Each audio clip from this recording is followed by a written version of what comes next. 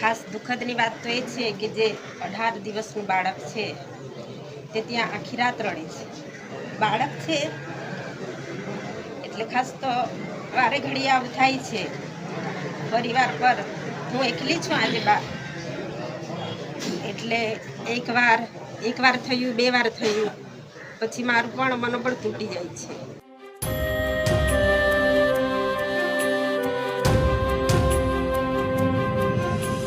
ધારાસભ્ય ચૈતર વસાવા સહિત કુલ 9 લોકો વડોદરાની સેન્ટ્રલ જેલમાં 7 વર્ષની સજા હેઠળ કેદ છે. ત્યારે આરોપીઓમાં એક મહિલા આરોપી છે જેમનું નામ છે સુકંતાબેન બલિરામ વસાવા, જેમણે 6 જૂન 2026ના દિવસે એક બાળકને જન્મ આપ્યો હતો અને આ નવજાત બાળક પણ તેની માતા સાથે જેલમાં છે. આગામી 2 જુલાઈ 2026ના દિવસે ડીડિયાપાડામાં ચૈતર વસાવાના સમર્થનમાં એક સભા થવાની છે.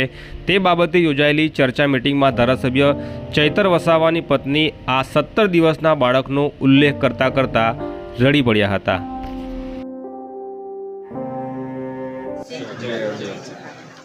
હવે એક ટૂંકા મેસેજ ઘણે દૂરથી બધા અહીંયા એક ટૂંકા મેસેજ મોટી સંખ્યામાં અહીંયા પધાર્યા છો એટલે પહેલાં તો તમારા બધાનો હું દિલથી આભાર માનું છું. હવે જ્યારે 2 દિવસ પહેલાં જ અમે મુલાકાત માટે ગયા હતા એટલે ખાસ તો વાતચીત થઈ અને આમ કીધું છે કે સામાજિક રીતે તમે પ્રોગ્રામ કરો છો તો જે પણ આપણા મોટા નેતાઓ છે સાથ સહકાર આપતા હશે એમને બધાને તમે આમંત્રણ આપજો. એટલે બધા જ અહીંયા ડેડિયાપાડામાં આવશે.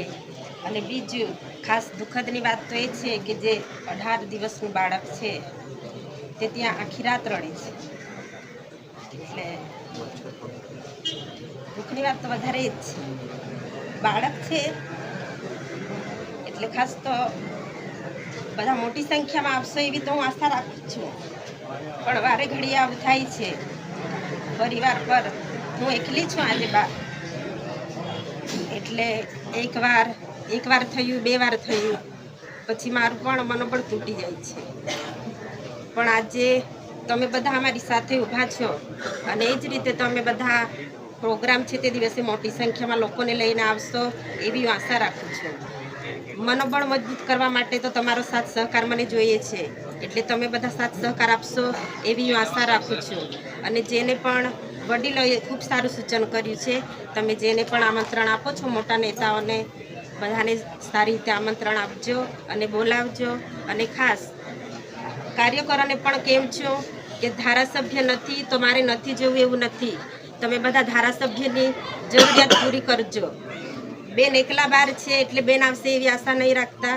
બેનને બાળકો છે, હોસ્ટેલમાં બાળકો ભણે છે, ત્યાં મારે જવાનું થાય છે, જેલ મુલાકાતે જવાનું થશે, મારી દોડધામ વધી છે. એટલે કાર્યકરોને પણ એક વિનંતી છે કે તમે બધા લોકોને જ્યાં જરૂરિયાત પડે છે ત્યાં જજો. ધારાસભ્યની જરૂરિયાત તમે પૂરી કરશો એવી હું આશા રાખું છું. અને ખાસ આ જે પ્રોગ્રામ છે એ શાંતિથી આપણે પૂર્ણ કરવાનો છે. આપણે કોઈ સાથે લડાઈ ઝઘડા કરવાના નથી. આપણે શાંતિપૂર્ણ એમને ન્યાય મળે અને જે નાનું બાળક છે તેને પણ આપણે બહાર લાવવાનું છે. તે બાળક તો નિર્દોષ છે, બાળકની કંઈ ભૂલ નથી, છતાં પણ આ ખોટી રીતે કેસ કરીને જે અંદર મોકલ્યા છે એટલે આપણે બધા એનો જવાબ જડબાતોડ જવાબ તો આપણે આપવાનો જ છે. એટલે તમે બધા સાથ સહકાર આપશો, મારા પરિવાર સાથે ઊભા રહેશો એવી હું આશા રાખું છું.